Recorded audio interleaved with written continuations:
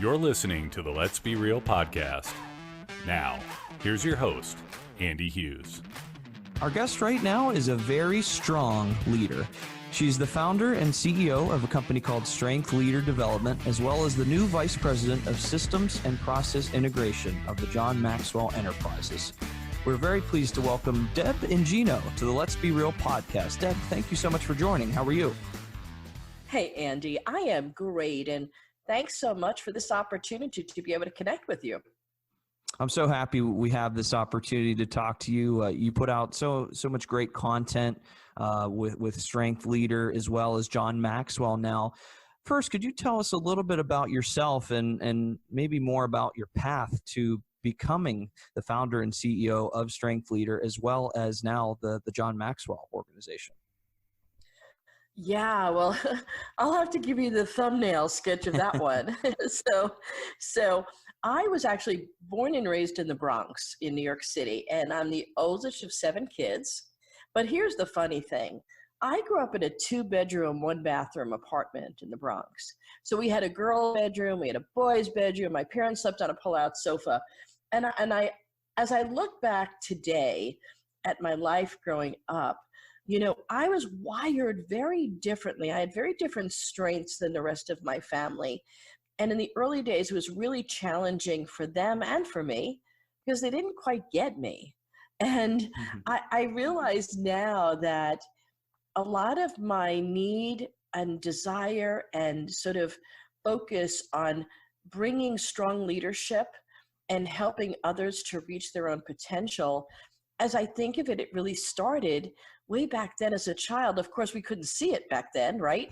But when you look back at the breadcrumbs along the way, when you turn around and you look back, you're like, well, that's where that was leading to. Who knew? So that was sort of my early history. And then I was in the corporate world for about 30 years, 23 of them with one company.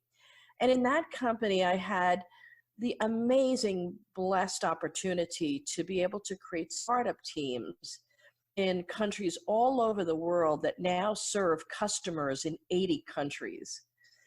And during that experience, Andy, was when my leadership was tested the most and grew the most. So that's sort of how I ultimately decided that I was going to start my own company. I had always wanted to be an entrepreneur. And for me, I just knew that while I loved what I did in my corporate role as the VP of Global Ops for a company here, headquartered in New York, a global company called Marchand Eyewear, I just knew that the part of the job I loved the most, that I lived for, was developing leaders and teams so that we could have scalability in the organization to grow. So that was sort of my catalyst to wanting to start my own business. That's really cool. And that's a cool story. Thanks for sharing. It's really cool that, you know, you're able to look back on your childhood and pull that and say, wow, that's where that came from, like you said. So that's really interesting. Now, as you've developed and, you know, became the CEO and the founder of the Strength Leader and John, and also working with John Maxwell, what are some of the biggest lessons that you've learned along the way? Oh, boy. Pretty much every lesson was a big one because, you know, growing up, especially coming from a very, very low socioeconomic family, the real key, there was no discussion of college. The key was hurry up, graduate from high school and get yourself a job so you can contribute back to the family in some way. And I, you know, back in the 80s and such, I was kind of banging my head against the wall and learning the hard way, right? They call that the school of hard knocks. And then in the early 90s, I was at a biz conference and I heard John Maxwell speak. And I started to become a student of his material. So back then it was books and VHS tapes and cassette tapes. That's how old I am. But ultimately, the lessons I started to learn through John's material was that, number one, this was a big one for me because I'm a results-driven person. I like to conclude things. I like to sort of say, what's the target? What's the goal? Let's get it done. Business is finished, right? So the first thing I learned from John, it was that as a leader, we never arrive. that as long as we're breathing, there's still room for growth. So that for me was like a major revelation, because I would look at leaders across the globe in business and just in life in general, and I would say, oh boy, they've arrived. They're done. There's nothing more that there's no other area they can grow in. And I learned that big leadership lesson from John. The other leadership lesson I learned, Andy, is probably one of the most difficult lessons for me personally. And that was when I took an assessment tool. We have the Maxwell method of DISC, the Maxwell method of communication impact report. And one of the pages in there has what we call the power DISC. And it rates our ability to influence people and outcomes. So how do we lead people, or how do we lead outcomes, in 7 different ways. One of the things I had read and heard through the years, especially from John, was that relatability, the ability to connect well with other people, was a very important leadership aspect. And I was excited the very first time I got my report and I looked at it and I saw my relatability was really low. And I thought, oh no, I am sunk. Like, first of all, it must be an accident that I was able to lead up until now. And then secondly, how on earth am I going to be able to go out into the marketplace if I really can't relate to other people? Mm-hmm. And the second biggest leadership lesson I learned, frankly, was from John, was that everyone communicates, few connect. But that really great connectors, so these are people who, they put their biases to the side, they put their natural inclination, like I have, to get results at all costs to the side, mm-hmm. that they find a way to find common ground. And for some people, that is natural for them. My husband is one of those individuals. He runs a school for emotionally disturbed children here in New York. He is naturally gifted in finding common ground. It's not so natural for me. I had to learn how to work hard at that. So for me, Andy, those are the top 2 leadership lessons. The first is that we never arrive as leaders, that growth is going to be constant. And that's kind of exciting for me, because that means there's always sort of something new to explore. And the second was a little bit less exciting and more painful, which was I really had to learn and grow in that area of connecting with other people in a more relatable way. Yeah, those are fantastic lessons, and I love both of them. But I can definitely relate to the growth one, because I think that is exciting. You're right. I mean, you can always learn something every day, and I think that's great. I mean, you're always developing, you're always helping yourself, and you're also helping others. So I love that. Now, one thing that I love that you talked about on a video that I saw, you talked about this concept of customer service reps versus customer service champions. And I was really moved by this. Could you talk a little bit about that and the importance of not just building customer service reps, but building a culture where you have a bunch of customer service champions? Yeah. Man, you just hit on one of my favorite topics. And it's because when you look at businesses, when you look at, let's use products, let's put services to the side for a moment, but if you look at commodities and products, a product is a product, like toilet paper is toilet paper, right? So in the world today, the difference maker is going to be things like marketing, pricing, and service. And marketing, that's always a sort of this changing, morphing strategy. Pricing, if we only look at pricing as the way into a market, we are now locked in as either the bottom feeder or the top feeder or somewhere in the middle. But service is the thing that people will pay a little bit more money for. And despite maybe not having the best ads or marketing strategies in the world, when people experience us, if they really see that we are their champion, we're in their corner, that they will do business with us for a very long time.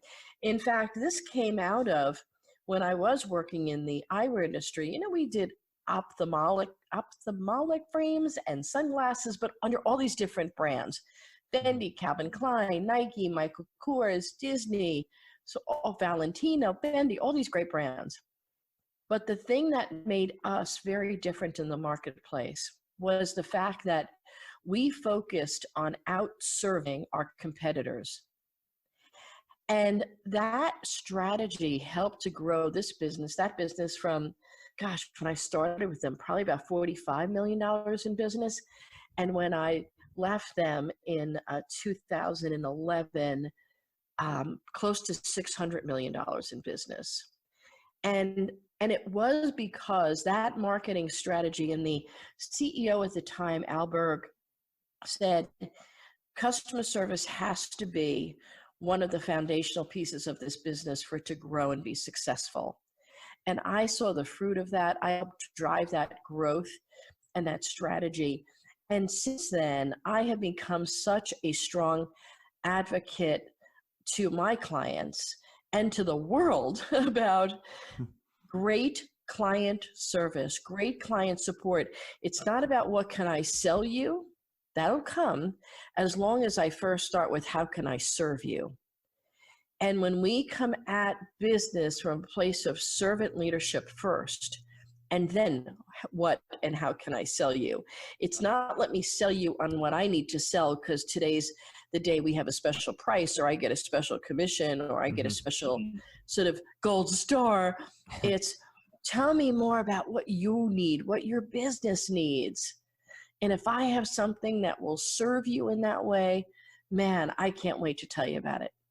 That's awesome. Yeah. And I think that's really important too, is really listening and identifying what what the needs are, what the customer wants, what they need, and really focus on that customer service experience, because that could really turn things around, especially if it's maybe their first time reaching out to a company and that you have that wow customer experience. They're going to remember that. And on the flip side, they're also going to remember if it's not good. So that really just reinforces how important it is to have those customer service champions. Can I use a quick example for you? Absolutely. We love examples. And, I would love to say this was brilliance on my part, but this was more accidental on my part. When I first launched into my business, and this is true, I think, for any department or any company, any size business, I was really trying to see how can I differentiate myself out there, because no one really knew me, So what I did was in each proposal, and I still do this today, that I have on the bottom of every proposal I send, it's what I call my integrity in business statement. And it reads, if for any reason while doing business with me, you become dissatisfied in either how I'm serving your organization or the way I'm serving your organization, you let me know right away and I will change it. And if I can't, I will refund your money in full. And that one statement in the beginning, because again, no one really knew me, but it was putting my money where my mouth was, right? It was saying, hey, I feel so strongly that I will so overserve you that, you just know that if for some reason you're not happy, I'll give you all your money back. Like, I have no problem with that. And that was such a difference maker, Andy, as I was launching out.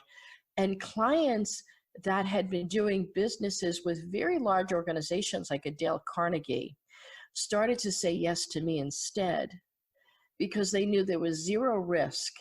And how courageous of someone to say, yeah, I'll eat all the cost if you're not happy. And you want to know how many refund checks I've ever had to write? Zero. That's what I thought.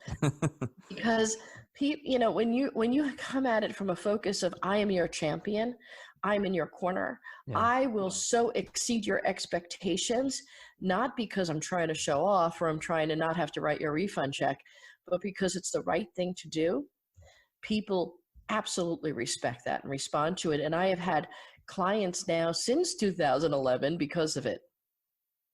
That's awesome. Yeah, absolutely love that. That's a great story, great example that you presented. So thanks for sharing that. And one of the other things that I know is one of the things that you like to talk about is, and I love it as well. You talk about how people need to lead with strengths. And I think this is really important to, if you have a team, focus on the strengths of the team and maybe look at each individual, see what their strengths are. How important is that in order to lead a team and, eventually lead an organization? Yeah. I will say that it's very interesting to me. I'm a great observer of history, and especially of very successful people in history. And they lead very differently. Like Winston Churchill led very differently than Abraham Lincoln. Okay. So let's just use those as two examples. But both were immensely successful. And it's because they took their natural area of giftedness, and instead of trying to be like somebody else, they became the best version of themselves and brought the full velocity of their own strengths to what they did. So with Abraham Lincoln, it was sort of this quiet, strong, but very seemingly reserved leader who, once he dug his heels in on an issue, was unrelenting. Winston Churchill was very different. Winston Churchill led in a very overtly strong way. And the times, actually, if you think about it, during World War II, it required that of him. He needed to be able to have that strong presence that gave people confidence. And if I think about, leaders in business, very similarly, how they lead is very different. I had the honor of working on an SAP project when Bill McDermott was the CEO. Mm-hmm. And we did a big bang global implementation across all these different markets simultaneously, same day, same hour. It was a wonderful experience for me. And I noticed Bill's style of leadership was very different, for example, than a Jack Welch. And both of them were incredibly successful in business and in driving growth. How they approached it, when we take how we're naturally wired and we use that as our lead-in, first of all, our capacity is so much higher. The ease in which we can implement or execute is exponential. And people can literally feel in a room that we are comfortable in our own skin, that I'm not trying to be a poser. I'm not trying to be anything that I'm not. I'm just trying to bring the full potential of what I already have.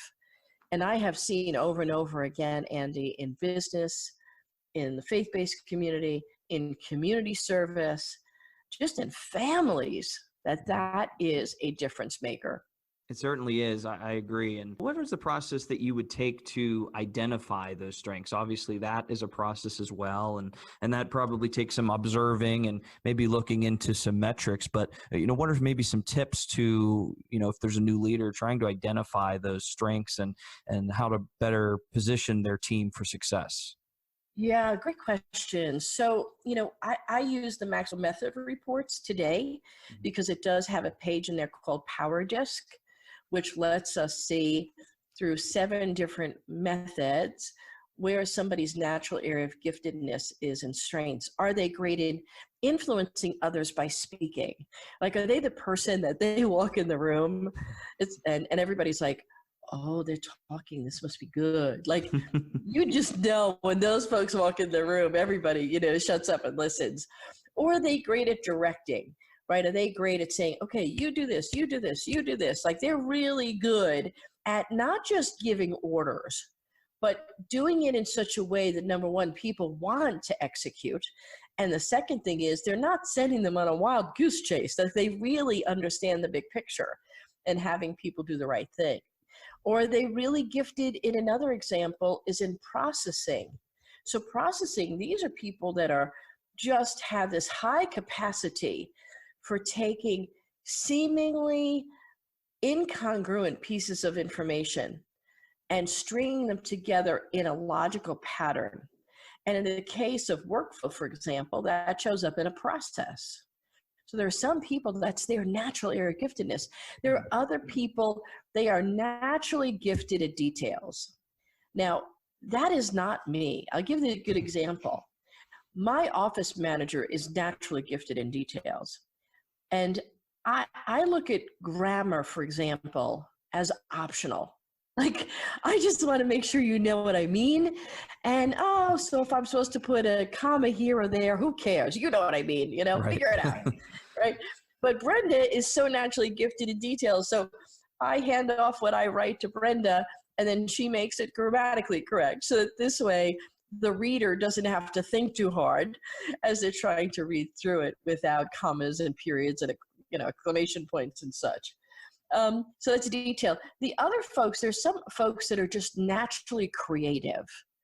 They are gifted in the area of either create something that doesn't exist today, or taking pieces of things that already exist today and recreating it into something magnificent.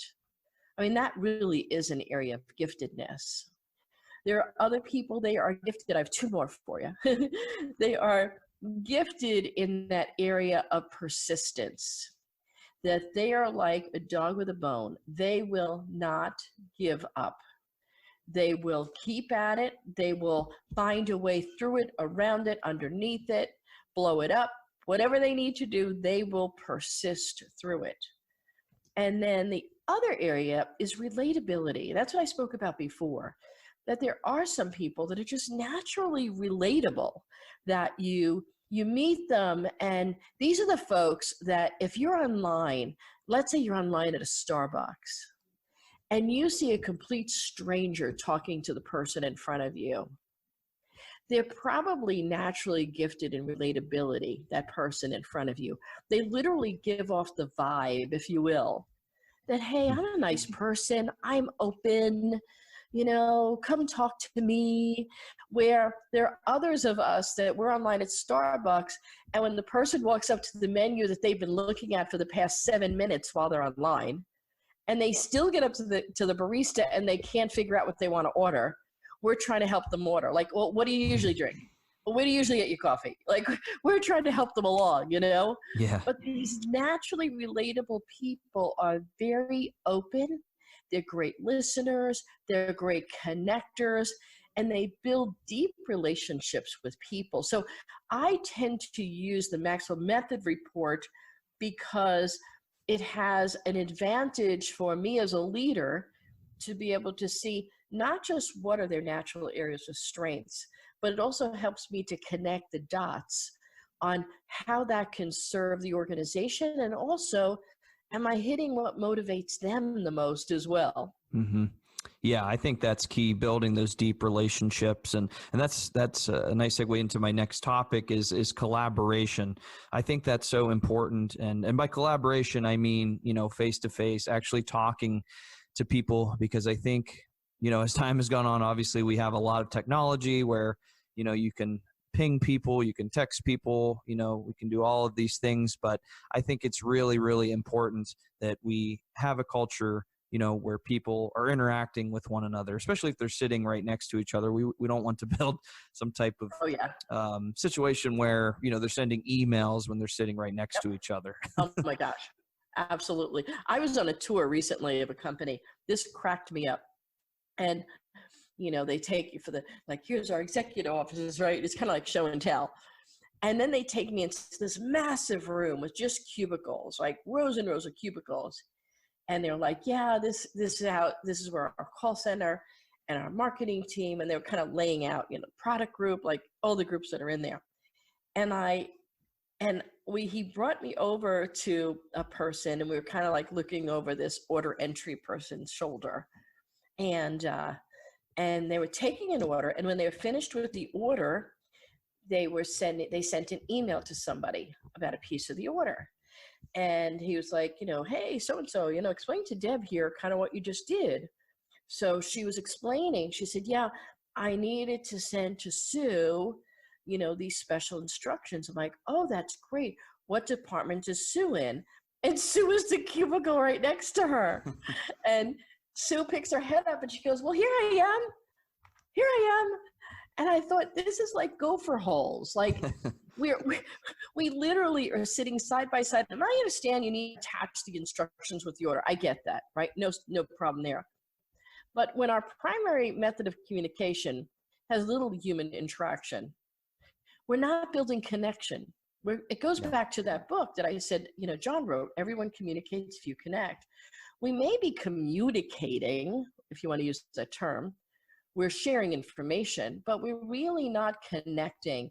And that deep connection, when we do it right, Andy, and I'm sure you see, it builds relationships.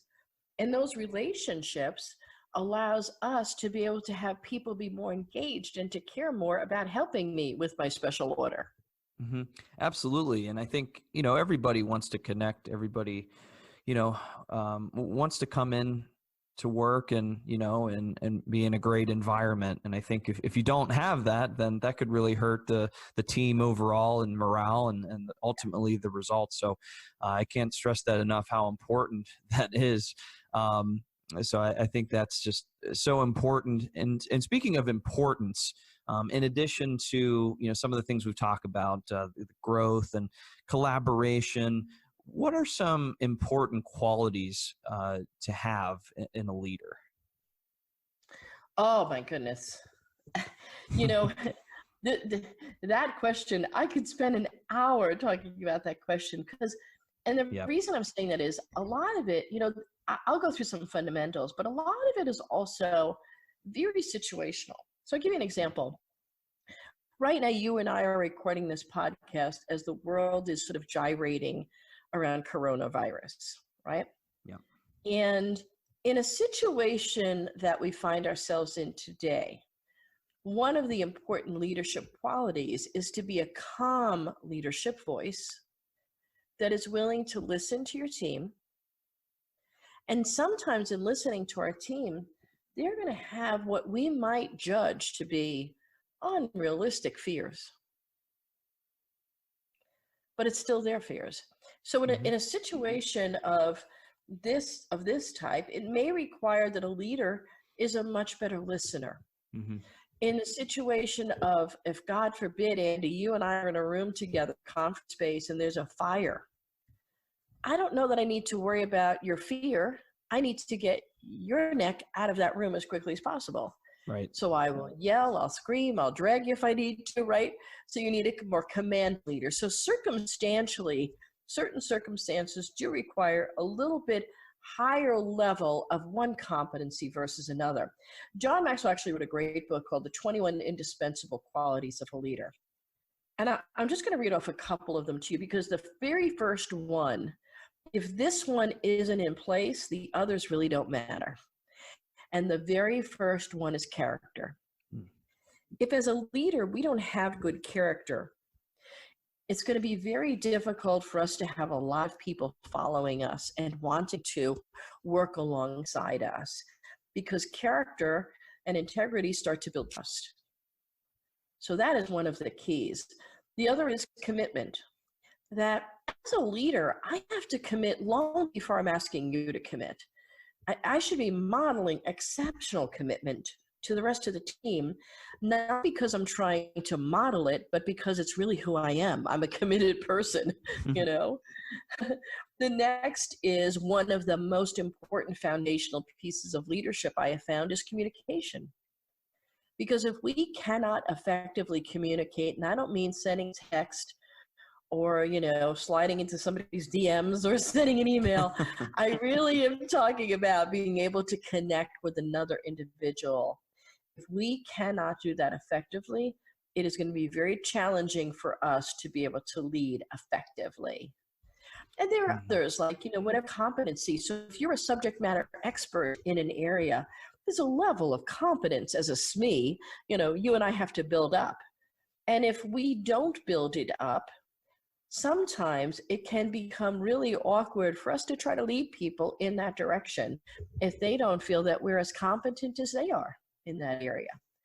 And a couple of others of my favorites, like I said, listening is an important, but one of the most important ones is teachability. It goes back to what I said earlier about one of my first leadership lessons, was that as leaders, we never arrive. If we really want to aspire to the highest level of leadership potential that we have personally, that our ability to be teachable and to keep learning allows us to keep leading. And, there should always be a yellow sort of flag in our mind if we're trying to lead people, but we're not also learning alongside them in some way, shape, or form. Yeah, I love that. I think, you definitely have to continue learning as the leader as well. I absolutely love that message. Now, you brought up the coronavirus, and I think this is actually an interesting discussion because also, you talked about those important qualities. I think in an environment where we're seeing a lot of, some companies are moving completely work from home. There's some schools that are moving completely online. Making that connection is a little bit different when, you're not going to be, in a room with somebody, or, you're not going to be in the same office in that type of environment.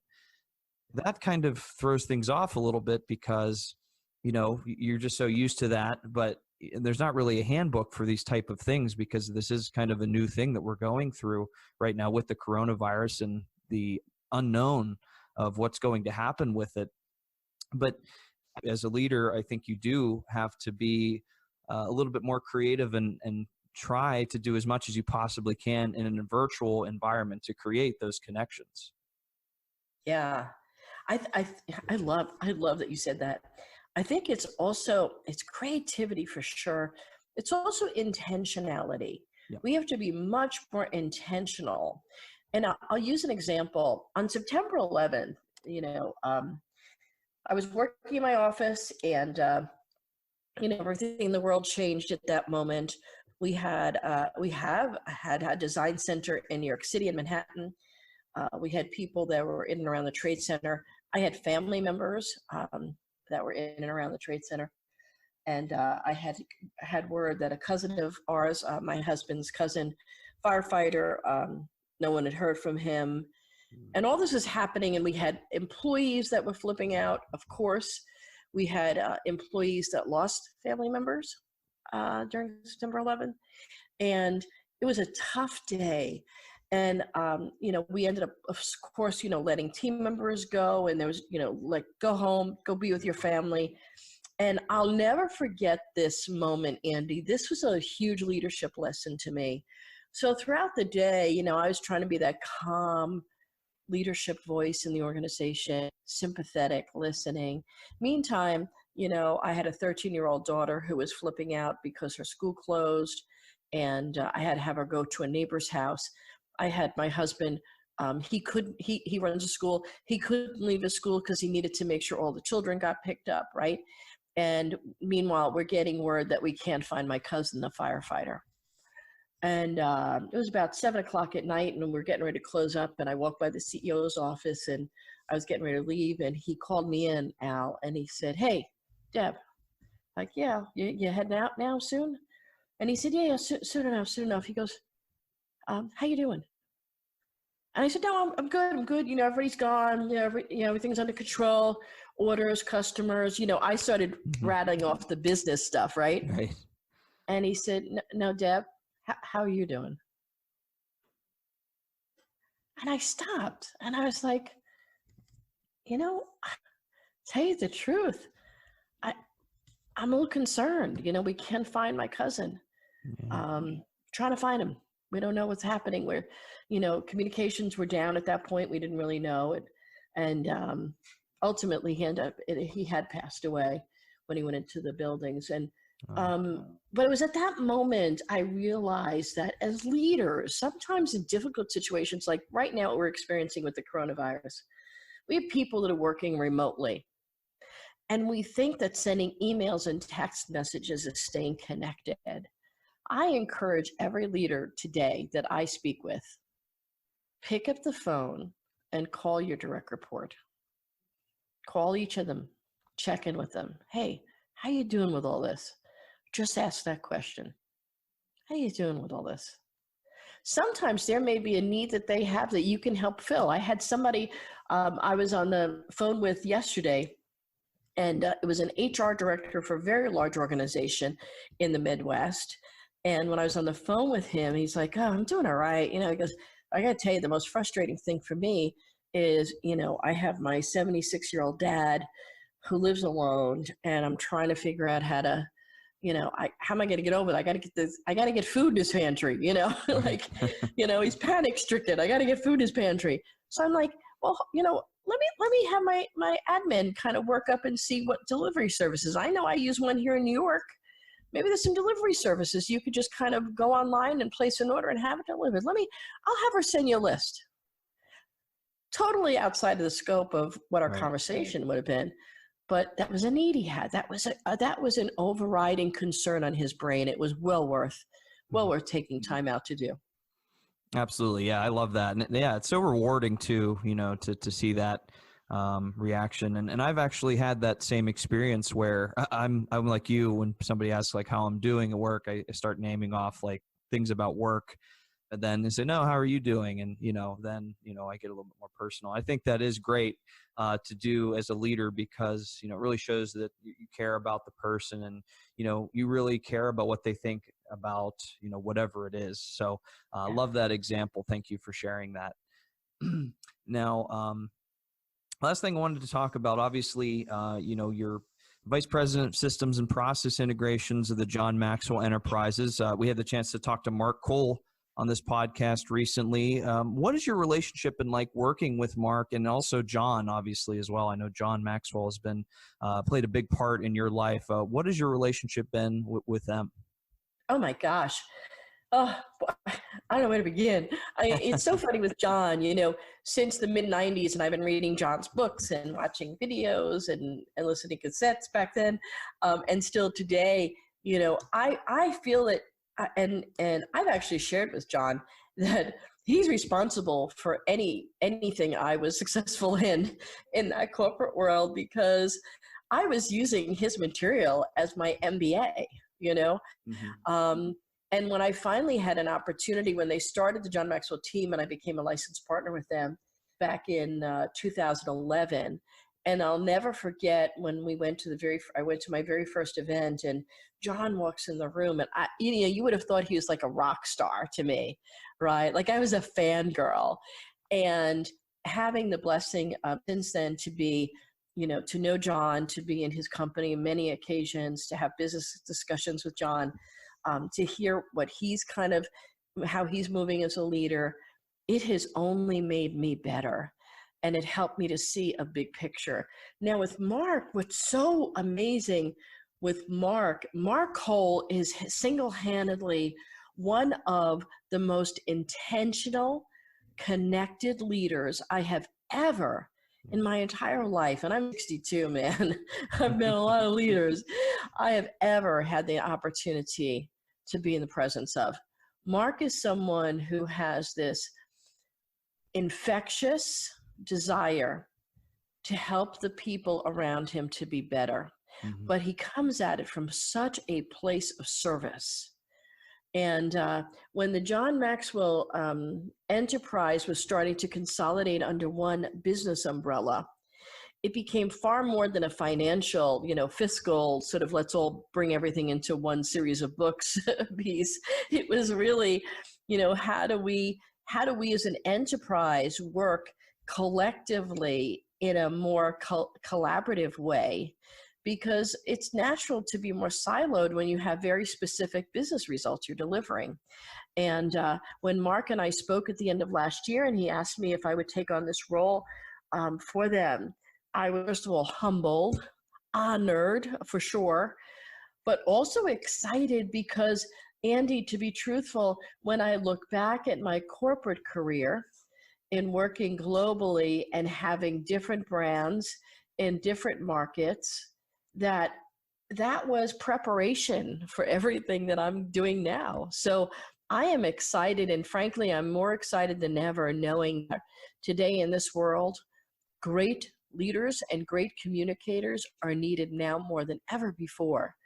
And that's why I'm really excited to work with both John and Mark and our entire organization, because we have had just the most amazing people join that are eager to do the exact same thing. Well, that's a fantastic team. Now that I've had the chance to interview you and Mark, and obviously I've been watching John for a long time. It's a fantastic team, and we're so grateful that you were able to come on to this podcast. Actually, last question, Deb, where can people find more information about what you're up to these days? Yeah, well, they could always check me out on LinkedIn. So it's LinkedIn.com/Deb Ingino, or you can go to strengthleader.com. Strengthleader.com. Yeah, definitely check that out. Deb, I feel like we could go on for hours and hours about a lot of different topics. But I really appreciate you taking the time out of your day to talk to us on the Let's Be Real podcast. So thank you again for joining us. Thanks, Sandy.